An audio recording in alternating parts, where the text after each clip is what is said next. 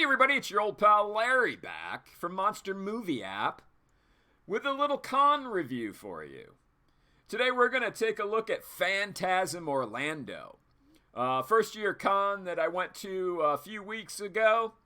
We're going to hit the pros and cons of the con. And then I'm going to show you all the shit that I got at the vending room, like always. So we'll start out with the hotel. Pros of the hotel. It was fucking massive. It was the biggest hotel I've ever been in. The Rosen Shingle Creek in Orlando. It sounds a lot fucking worse than it actually was. The hotel was beautiful. There was like 3 pools.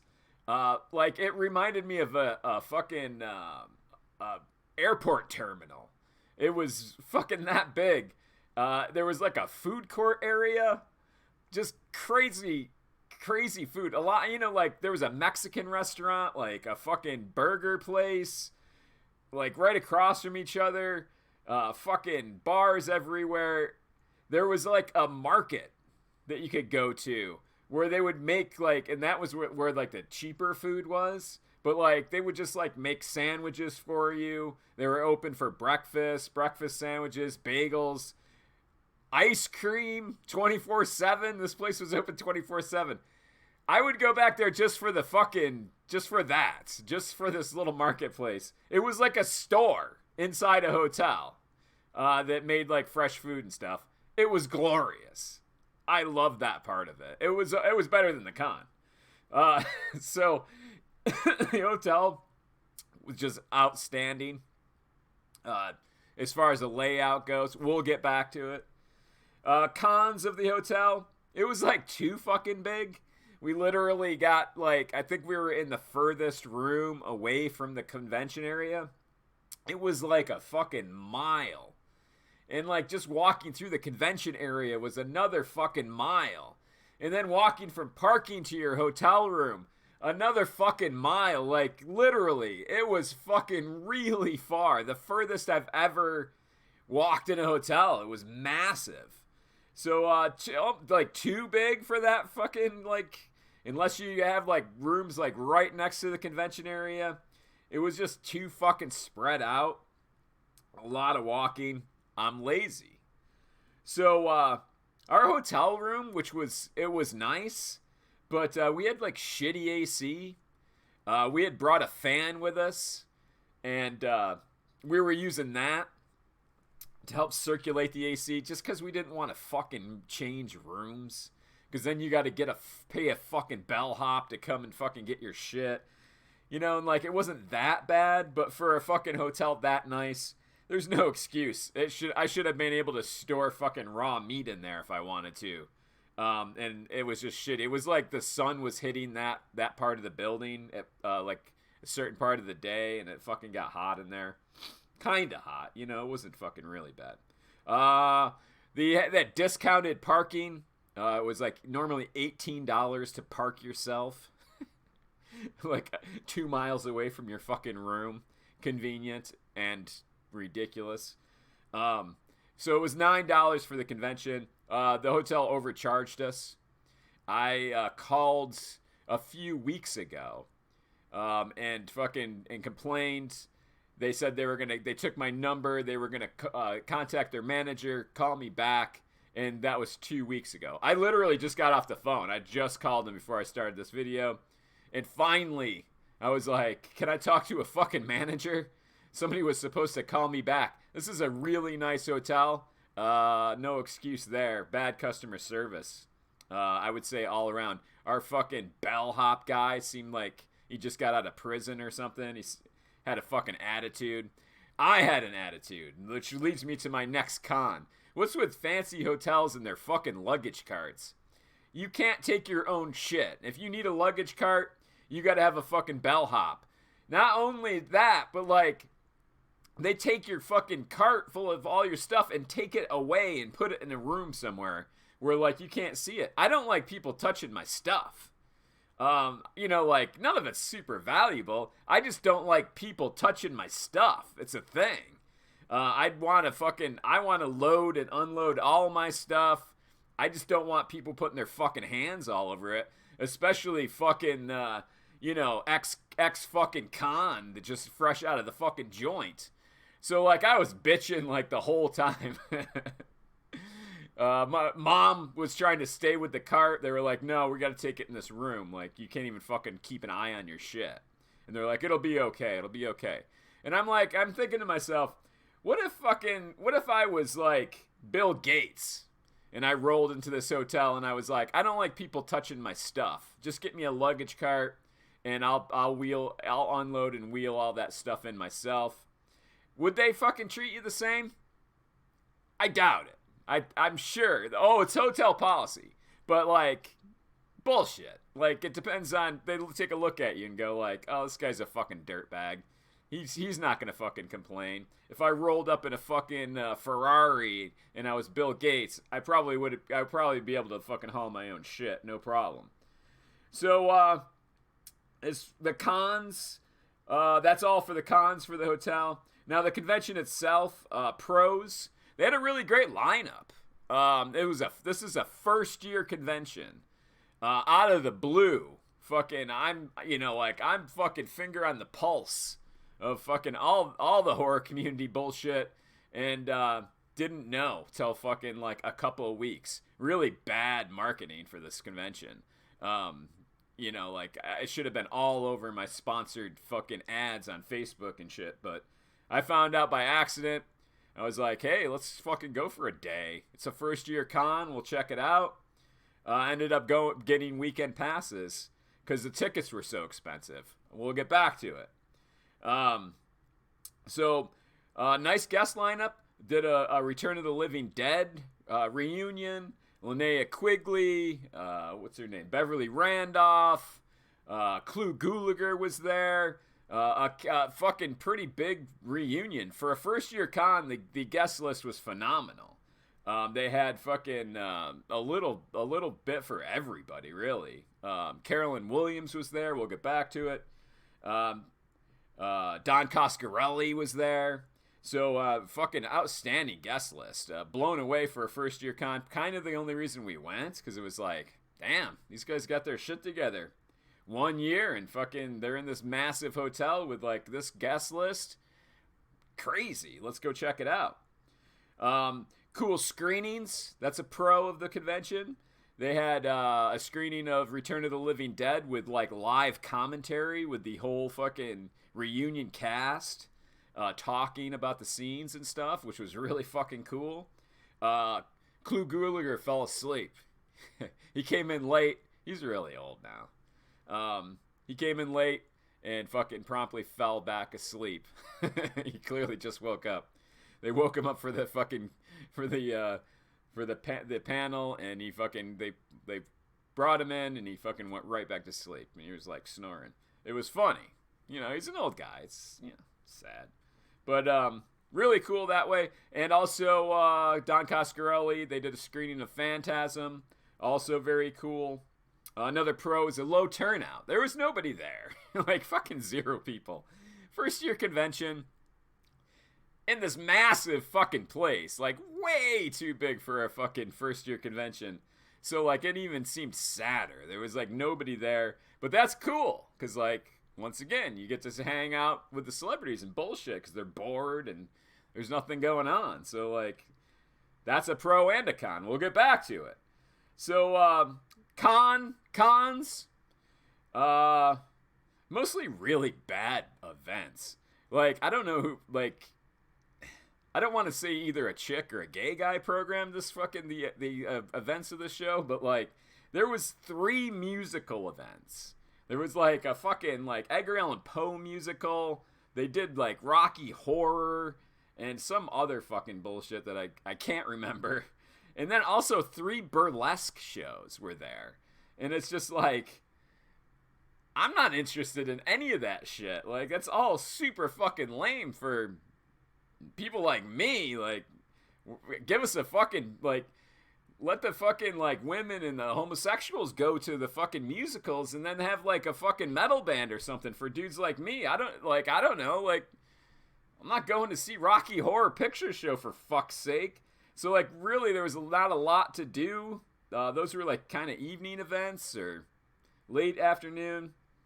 They had a film festival, which I was kind of counting on because when there's a shit event schedule for me, then you go to the fucking film festival and you get to sit down and watch some fucking movies, which we tried to do during the constant lulls. And terrible fucking movies, man. Like, just ridiculous. I thought the movies that got sent to me were fucking bad. Like, I don't even know where they went to get these fucking films. Just shot on like a fucking camcorder. Fucking unwatchable. Like, you can't even, not even so bad they're good. Just bad. Like, I'm assuming that they had no fucking, there was no time to get films because it fucking was like last minute, like a couple months ahead of time. Like, that's all they had to get films. Like, they took whatever fucking got sent in, I guess. I don't know. But couldn't watch them, so that was out. No musicals, no burlesque, no film festival. Out. Another con, low turnout. Because, like, if you want to do stuff after hours, there's nobody to do anything with. Like, you don't fucking, there's nobody to hang with. Like, ran into, like, one dude that I know, talked to him for a little while. Went to bed early Saturday night. Fucking, it was just nothing. Well, no after hours scene. Also part of the low turnout. Another con, tiny vending room that was loaded with lots of artists, crafts, and authors. You know, that's not good for a lot of people. They needed like a major t-shirt vendor in there. There was like one tiny t-shirt vendor with his own designs, but like you need a major t-shirt vendor. The only thing that saved it was there was a local comic book shop that was set up there, and the dude was selling his DVD collection. I mentioned it in last week's Weekly Horror Movie Finds. I had mentioned it before anyway. So, like, he was just getting rid of, like, 5,000 fucking DVDs. We'll get back to it. I'm getting excited. I can't even talk. The ticket prices were they were kind of cheap, but, like, not really, I guess. For a first-year con, $120 for VIP. No, that's not good. Like, it's got to be, like, 100 or less. Weekend pass, $55. That's not crazy, but once again, you're a first-year con. Now, this is where it gets dumb. Like, day passes, Friday, $35, Saturday, $40, and Sunday, $30. So, like, for $15 more, you get the whole weekend pass. You know, you're a first-year con. You got to keep it small. Like, they got ahead of themselves. Like, you're going to have a low turnout. Like, there's no need for a VIP package your first year of any fucking convention. You're just ripping people off. Like, whether you intend to or you don't. That's what's happening. Which leads me to my last con. Bad VIP package. The only real perk was, like, you got early access. And there was supposed to be preferred seating. I don't remember seeing any of that, but, like, you didn't need it. There was nobody there. You could sit wherever the fuck you wanted. You could probably sit on stage. And the celebrities would be, like, grateful for the company if you fucking just sat up on stage. So, like, you know, no need for a VIP package. And the rest of that's, like, way lower. You gotta just lower those prices just to get people in. $20 a day. Tops for your first year, for all 3 days, and then, you know, maybe like, I don't know, $35 for the fucking weekend. Fuck the VIP. It's not necessary. So, let's get to the shit I found. I'm getting right into it. The dude with the DVD fucking table. He fucking was selling them for $5 a piece. Or 5 for 20. And I loaded up on $60 worth. Lots of fucking rare shit that was like all the same price. So this one I grabbed, and I shouldn't have. It's Tartan Video. I get excited when I see tartan that I haven't seen before. This is actually a documentary about a photographer, Japanese photographer. I think he's Japanese. I saw it and I was like, wow, I've never seen that. Apparently he did like some provocative fucking photos. I'm gonna watch it, but like I thought it was a horror movie, honestly. So that wasn't good. No place to put this stuff. Here's another one. I have like a burned copy of this, just like burned here, home burn, and it's a fucking crazy Christmas movie that I enjoy. Keep it for my holiday viewing, but I didn't have a real copy, so I got that. By the way, like all the DVDs, I always check them first, and there was no need. This dude took really good care of them. They're super clean, no scratches.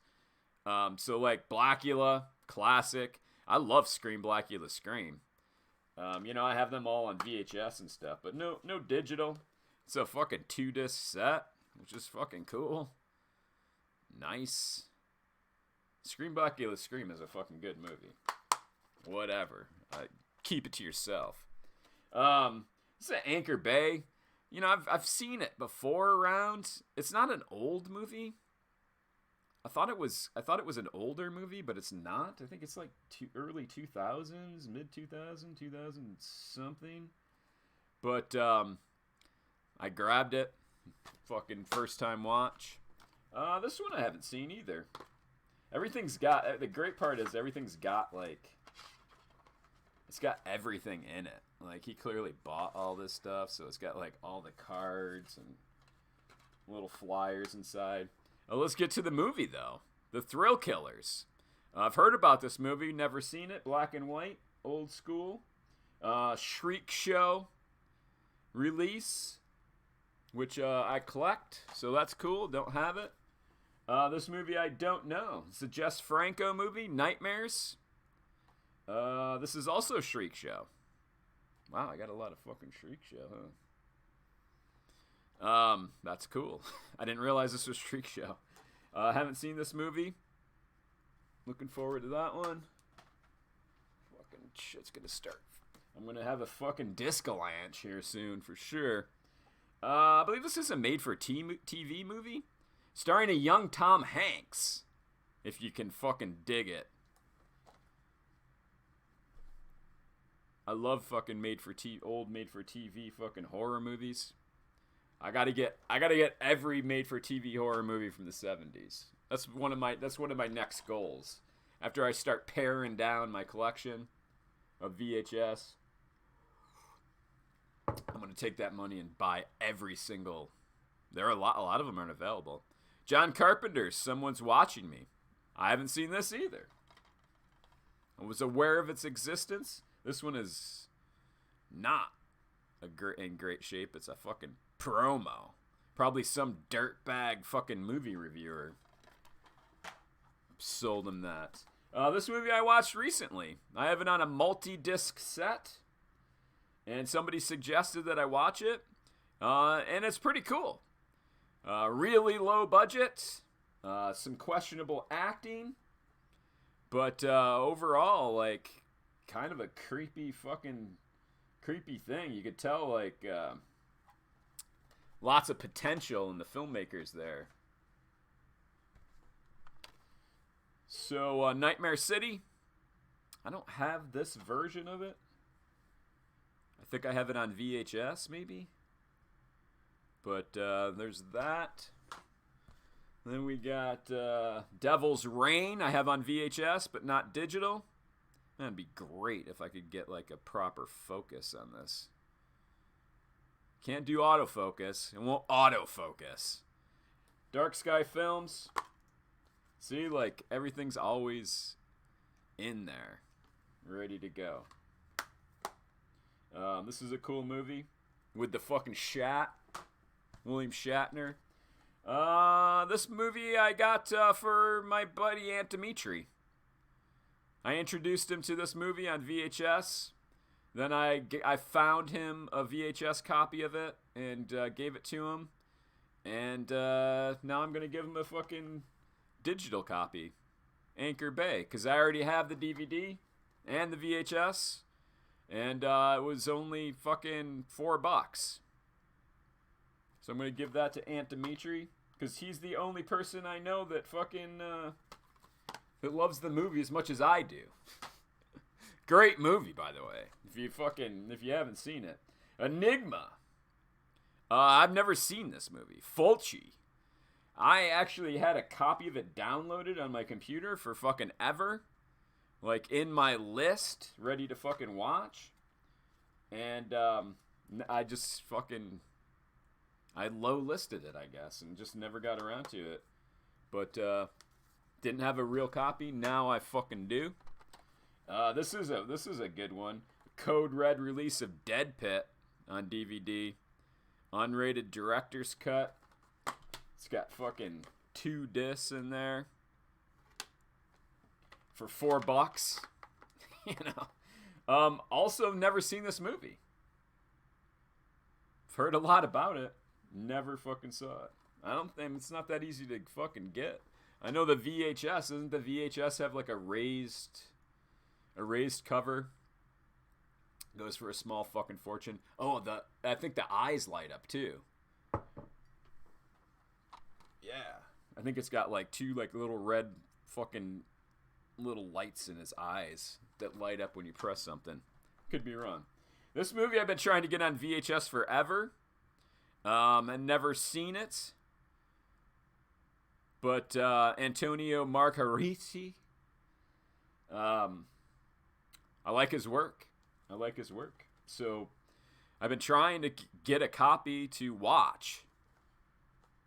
I mean, preferably, I just like watching these old, especially like old Italian movies on fucking VHS. It's just extra sexy to me. It's mo better to do it that way. But, you know, for $4, I grabbed it. Here's an interesting story. Camera's up there, Larry. So I'm walking through this tiny vending room with Mom, the wife, and there's a fucking like a dude across the room set up at an artist table, and I kind of like I was just like looking around, and like I look over and he's like fucking I can't wave. He's like fucking waving at me. Like he fucking does one of these.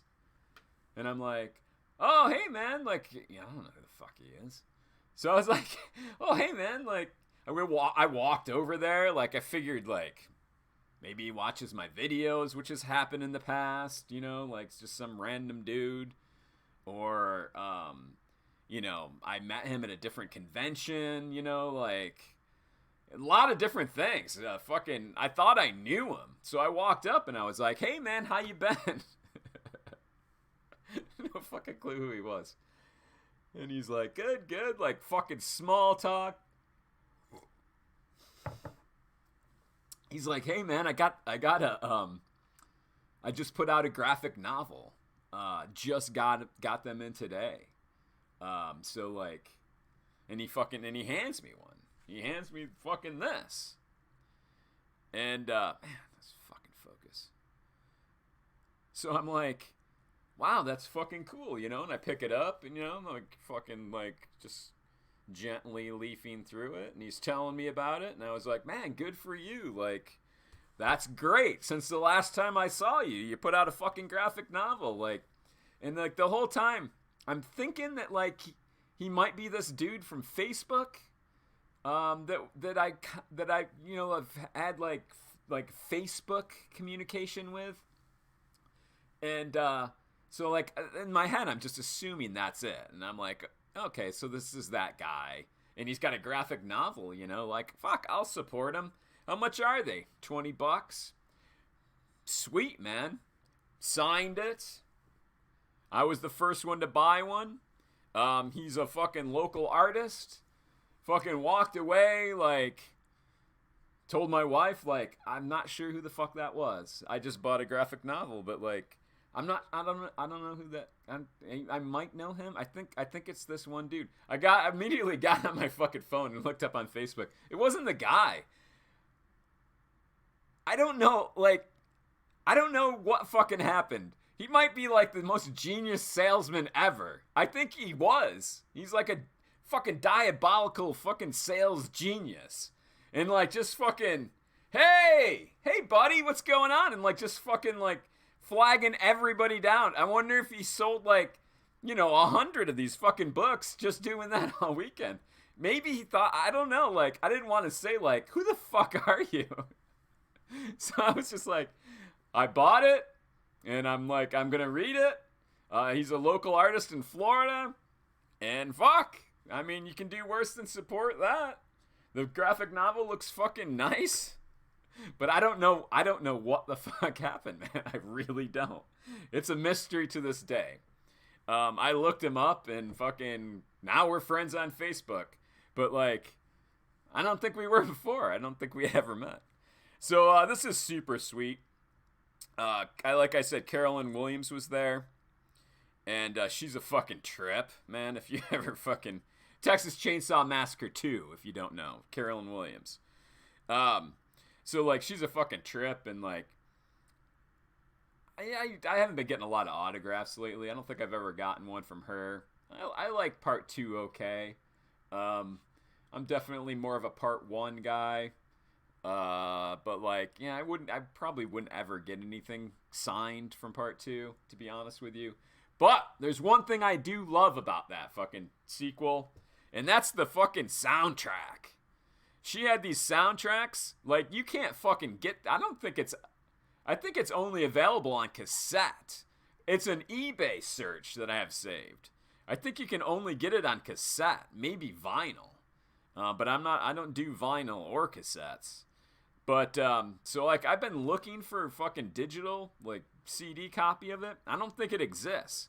But she had these fucking soundtracks, and I'm like, I just walked by, and I fucking saw it, and I was like, what the fuck is this? And I picked it up and started looking at it. I mean, like, it's a great fucking soundtrack. Lords of the New Church, The Cramps, fucking, Oingo Boingo is on there. Concrete Blonde. Not a lot of songs. But, so I'm like, is this a bootleg? I stopped and looked at it 100 times when she wasn't at her table, which was a lot. I stopped and looked at it and, like, pulled it, like, it's fucking UK Soundtracks Unlimited, and I was like,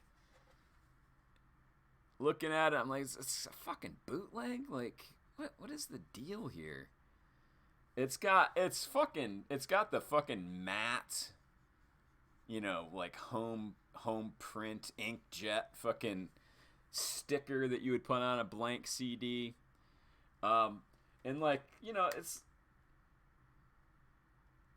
it's like the barcode's a little, I can't, this is bad to try to represent through this fucking camera, but it's a little fuzzy, a little blurry looking.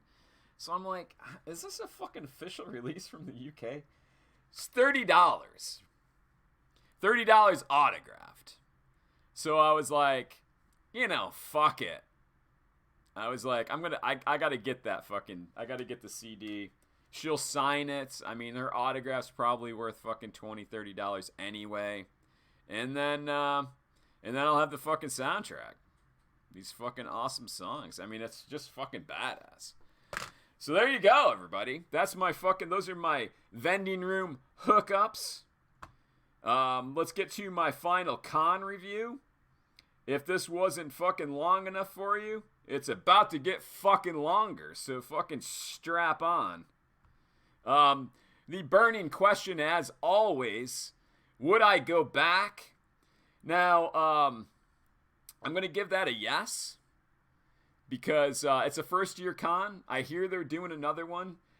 They had to lose their fucking ass on this convention. I just assumed one and done.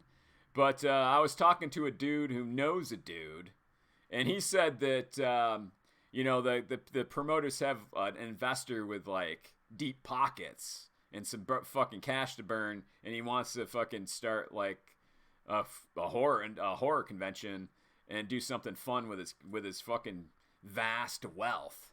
So, like, they're already planning number 2. I would go back, But a couple fucking caveats, if you will. Definitely not paying up for VIP. And you know, it's a fucking 1-day convention. You know, it's let's not pretend it's more than it is. Like, they'll probably get there with dedication and fucking hard work and all that bullshit. They just keep doing it. But right now, year 2, I would probably go back for like just a Saturday, maybe spend the night Saturday and leave on Sunday. We went for Friday, Saturday, and Sunday, and you know, we were fucking thumb up your ass sitting on fucking couches, just like, well, I went through that vending room in 5 minutes. Let's go do that again and again and again. I looked through this dude's fucking DVDs for 100 different times. Just kept going back, hoping that there would be like something different. Maybe people like put out new stuff or whatever. But the convention's got their heart in the right place. Could definitely coming back. Maybe like some more, like a little butch fucking entertainment for like dudes like me that don't like fucking Broadway musicals and whatnot. A band would be cool. 80s dance party I would fucking accept. Not karaoke, but like any of that would all be good. And I think they'll be fine. I would go smaller hotel. Fucking tighter guest list, maybe a headliner, no real headliner on this one, and you know, like in a better schedule, like more diverse for everybody, not like homosexual nerds. So hey, there's my review, everybody, and I'm sticking by it until I see all of you jerk offs next time. As always, get the fuck out of my house. Bye.